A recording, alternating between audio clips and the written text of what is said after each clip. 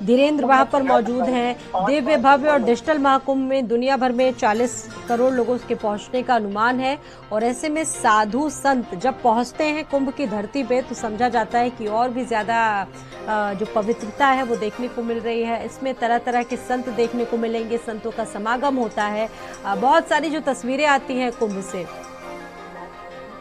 देखिए, हम बात करें अगर साधु संतों की, तो साधु संतों की जो सबसे बड़ी संस्था है अखिल भारतीय अखाड़ा परिषद, जिसमें 13 ऐसे अखाड़े हैं जिनको मिलाकर अखिल भारतीय अखाड़ा परिषद बनाया गया है, जिसमें से कि 7 जो है शैव अखाड़े हैं और 6 जो है वो वैष्णव अखाड़े हैं, 3 उदासीन और 3 वैष्णव, मतलब कुल 13 अखाड़े हैं। 13 अखाड़ों में सबसे जो देखने वाली उत्सुकता वाली बात होती है तो शैव अखाड़े के नागा सन्यासी होते हैं, जो महिला नागा होती हैं, उनको देखने के लिए जो श्रद्धालु हैं उनके दर्शन के लिए वो केवल माघ में जो जिस तरीके से कुंभ लगता है, माघ का महीना जब लगेगा और जब कुंभ का पहला शाही स्नान होगा तब यहाँ पर नागा सन्यासियों के दर्शन होंगे। और जब शाही स्नान को जब वो निकलते हैं तो एक अलौकिक नजारा होता है। लोग बड़े बेसब्री से उस समय का इंतजार करते रहते हैं कि जब शाही स्नान पर्व हो, जब नागाओं की फौज जब स्नान करने के लिए निकलती हो, तब वो किस तरीके से वो दर्शन कर सकते हैं। तो निश्चित तौर पे जो उत्सुकता भक्तों में है, जैसे हमने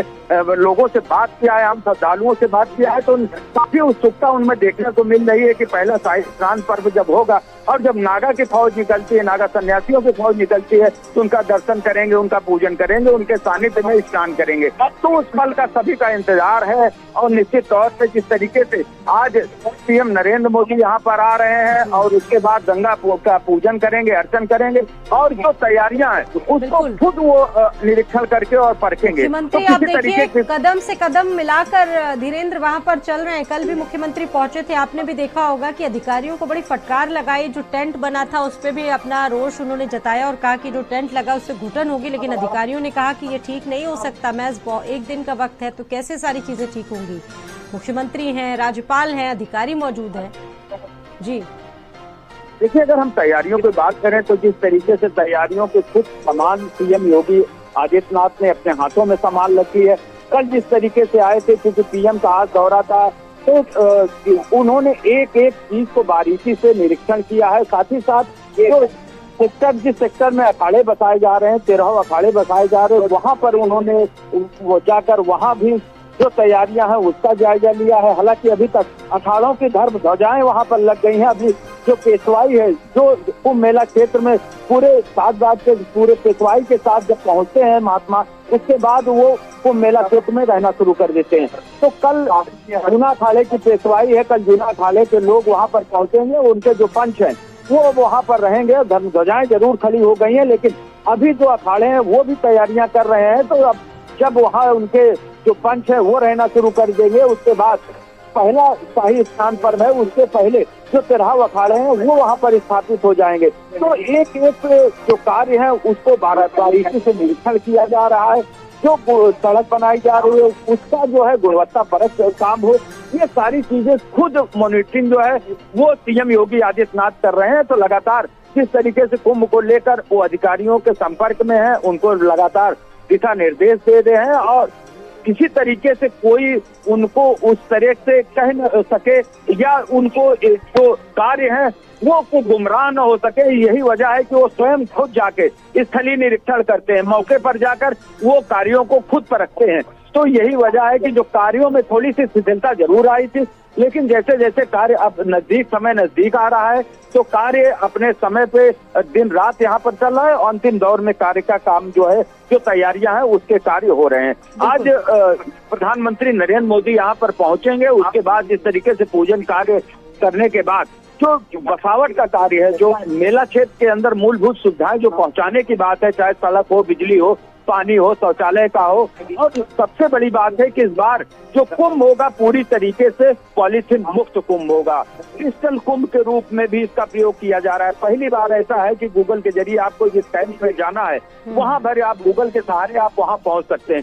तो ये सारी चीजें जो टेक्नोलॉजी का भी इस्तेमाल किया जा रहा है, तो उसको लेकर एक नया प्रयोग इस बार जरूर किया जा रहा है। उसमें किसी तरीके की कोई खामी ना हो, यही वजह है कि लगातार वो सीएम योगी अपने अधिकारियों को दिशा निर्देश देते रहते हैं। जी बिल्कुल धीरेन्द्र, आपने बिल्कुल सही कहा। और देखिए, ये तो सारी कुंभ की बातें हुई और प्रधानमंत्री नरेंद्र मोदी इस वक्त मौजूद हैं और ये तस्वीरें निकलकर सामने आ रही। दरअसल इसके पीछे एक तस्वीर और है जो आप देख रहे होंगे। ये महाकुंभ का आयोजन कराना बीजेपी के लिए एक बड़ी जिम्मेदारी भी है, क्योंकि 2027 और 2029 का चुनाव भी कहा जा सकता है कि बीजेपी की राह को आसान करेगा। पहली कोशिश महाकुंभ के जरिए पूरे देश के लोगों में बीजेपी की छाप छोड़ने की कोशिश रहेगी। हिंदुत्व वोटर्स को कैसे पाले में लाया जाए। जी देखिए, अगर हम बात करते हैं भारतीय जनता पार्टी, तो हिंदुत्व के मुद्दे पर ही लगातार ये सत्ता में रही है और जो सनातन धर्मावलंबियों का सबसे बड़ा आस्था का मेला ये महाकुंभ है। अगर हम बात करें 2019 की, तो जिस तरीके से 2019 का कुंभ कराए थे और लगातार चाहे वो चुनावी जनसभाएं रही हो, चाहे जहां भी रहो हो, 2019 के कुंभ का जिक्र जरूर इनके नेता करते थे। प्रधानमंत्री हो या सीएम योगी आदित्यनाथ हो या इनके कैबिनेट के मंत्री हो, अगर कोई भी जनसभा होती थी तो 2019 के बिना कुंभ के वो जनसभा को पूरा नहीं होता था। और यही वजह है कि सनातन को लेकर सबसे आस्था का सबसे बड़ा मेला ये लगने जा रहा है। और जो सनातन अवलंबी है, क्योंकि हिंदुत्व के एजेंडे को लेकर ये भारतीय जनता पार्टी चल रही, तो 2027 में जिस तरीके से चुनाव होने वाला है और इस सनातन के सबसे बड़े मेले में किसी तरीके की कोई चूक न हो जाए, कोई कमी न रह जाए, यही वजह है कि इसकी कमान सीएम योगी आदित्यनाथ खुद संभाल के रखते हैं। और जो सुविधाएं हैं वो लगातार जो यहाँ पे चाहे कलवासी हो, चाहे संस्था के लोग हैं, चाहे साधु संत हो, उनको सुविधाएं मुहैया मुकर्रर पूरी तरीके से मिले, उसका पूरा ख्याल और ध्यान रखा जा रहा है। लगातार संतों के साथ बैठक भी सीएम योगी आदित्यनाथ 2 बार संतों के साथ बैठक कर चुके हैं, उनसे सुझाव मांग चुके हैं। जो सुझाव संतों की तरफ से आ रहा है, जो मेले को और बेहतर बनाने का जो भी सुझाव आता है, उस पर काम किया जा रहा है। तो निश्चित तौर पे सीएम योगी आदित्यनाथ दूसरे के ऊपर न डालकर खुद संभाल के रखे हैं कि सनातन का ये जो मेला है वो निर्विघ्न संपन्न हो सके। बिल्कुल। अच्छा, आज की अगर बात करें, क्योंकि प्रधानमंत्री मौजूद हैं, आज की क्या व्यवस्था है? वीआईपी गेस्ट के लिए क्या व्यवस्थाएं की गई है? कितने लोग पहुंचेंगे? किस तरह का आज का पूरा कार्यक्रम होगा, ये भी बता दीजिए। देखिए, आज की अगर हम बात करते हैं तो जो सबसे बड़ा जो है वो प्रयागराज वासियों को एक बड़ी सौगात जो कार्य हुए थे उसको लोकार्पण करके मिलेगा। साथ ही साथ एक विशाल जनसभा का भी आयोजन किया गया है, जिसमें 2 लाख से अधिक जो लोग हैं वो यहाँ पर पहुंचे हुए हैं और नरेंद्र मोदी उनको संबोधित करेंगे। साथ ही साथ जो उत्तर प्रदेश के कई ऐसे कैबिनेट मंत्री हैं वो यहाँ पर पहुंच चुके हैं। आधे दर्जन से अधिक जो कैबिनेट मंत्री हैं वो पहुंचे हुए हैं। डिप्टी सीएम और सीएम खुद यहाँ पर मौजूद है, राज्यपाल यहाँ पर मौजूद है। तो निश्चित तौर पे आज जो तैयारियां हैं वो पूरी तरीके से भव्य तैयारी की गई है कि जो जनसभा का स्थल है, बड़ा पंडाल, हैंगर पंडाल बनाया गया है, जिसमें 20,000 से ज्यादा कुर्सियां लगाई गई हैं कि जो लोग वहां पर आए हुए हैं वो बैठ के और जब संबोधन करें पीएम नरेंद्र मोदी तो उनकी बातों को सुन सकें।